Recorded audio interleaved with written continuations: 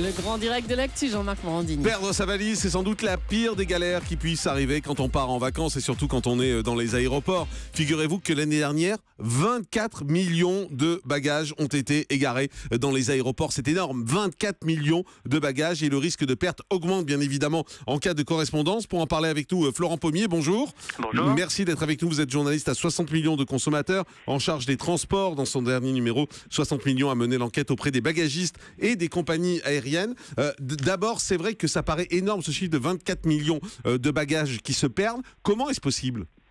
Oui, 24 millions, ça paraît énorme, mais c'est au niveau mondial, et c'est en fait 0,7% des bagages qui circulent par an au niveau mondial, parce qu'il y en a plus de 3 milliards qui circulent par an, donc c'est à la fois beaucoup et puis peu. Est-ce qu'il y a des trucs, des astuces pour donner plus de chance à nos bagages d'être retrouvés, j'ai envie de dire ? Eh ben oui, mettez une étiquette sur votre bagage. Déjà, ça paraît simple, comme bonjour, mais mettez une étiquette visible. Choisissez aussi une valise de couleur. C'est pas mal, parce qu'il y en a beaucoup qui sont encore noires ou grises. Ah oui, ça c'est une petite astuce, une valise de couleur, parce que 80% des valises sont noires ou grises aujourd'hui. Donc 80%, effectivement. C'est plus simple d'avoir une valise rouge ou rose et pour la retrouver, ouverte, voilà, pour la retrouver. Vous pouvez aussi mettre un élément distinctif, je sais pas moi, un ruban ou tout autre élément qui fait que vous reconnaissez, c'est le vôtre, c'est celui-ci, et qui va aussi vous permettre, si vous le perdez, de dire c'est la valise qui a cet autocollant-là.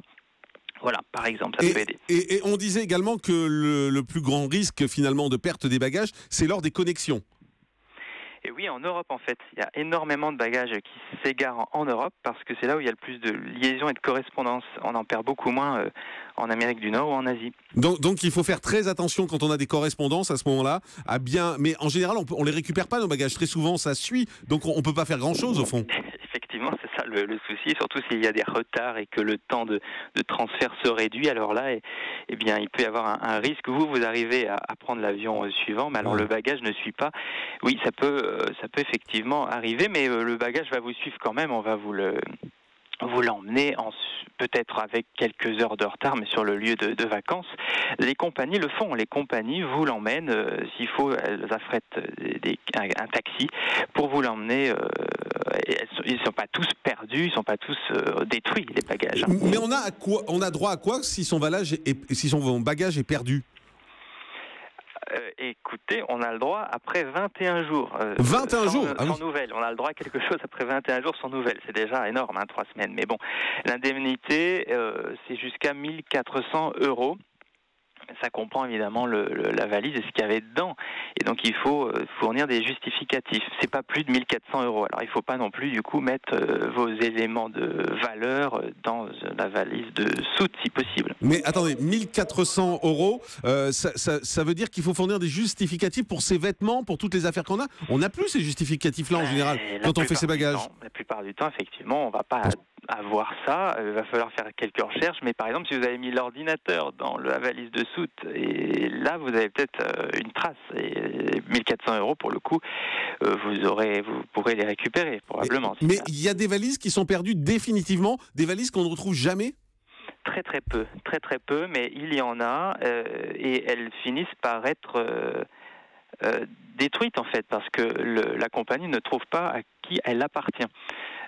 Et donc finit par être détruite ou alors par être revendue, c'est-à-dire que ces éléments sont revendus aux enchères, parfois pour le bien d'associations, donc à des fins sociales et humanitaires. Alors là, on parle des bagages perdus, mais la valise peut être endommagée également, ça peut arriver quand on voyage, parce que de temps en temps, les valises sont un peu maltraitées. Si sa valise est endommagée à l'arrivée, on a droit à quelque chose ? Oui, ça c'est effectivement une autre question. Si c'est on a le droit effectivement à quelque chose. Si c'est juste une petite roulette, tout ira bien.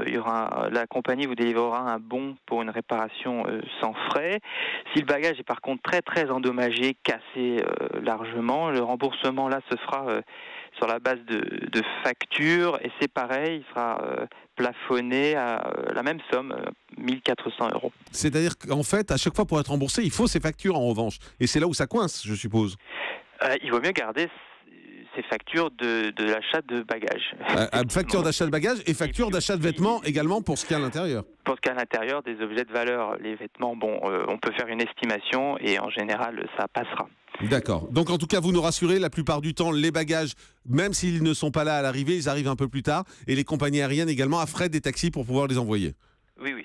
Très Il y a bien. ce boulot-là de fait et qui est très bien fait. Merci beaucoup d'avoir été avec nous, Florent Paumier. Valise perdue, la grande enquête de 60 millions de consommateurs pour avoir toutes les informations sur cette recherche de bagages perdus. Et je vous rappelle ce chiffre quand même qui est impressionnant. En 2014, 24 millions de bagages dans le monde ont été égarés dans les aéroports.